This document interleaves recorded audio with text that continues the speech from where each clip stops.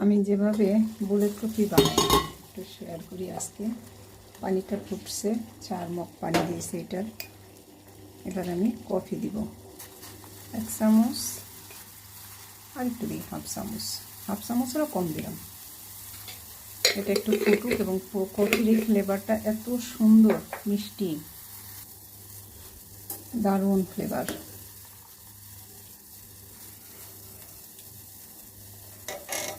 একটু সময় জাল হলে কফির এটা বের হবে। এবার ঢাকা দিয়ে চুলাটা বন্ধ করে দিই। এবার এটা সেকে নেব কফিটা।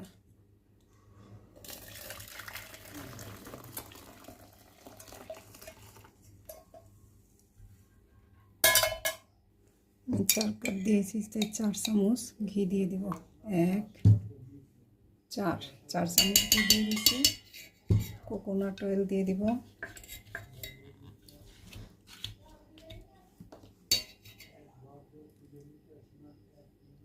একটু ঠান্ডা পড়ছে, তেল জমে গেছে। 1 2 3 জমে গেছে তেল।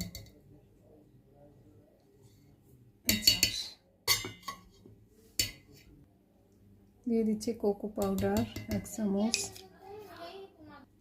এমসিটি অয়েল দিয়ে দিচ্ছি।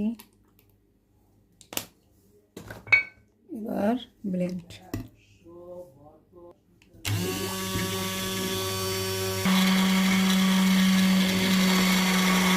সাবধানে করছি, মাঝে মাঝে বিপদ হয়ে যায়, পড়ে যায়।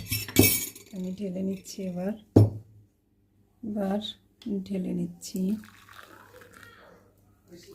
Bullet coffee.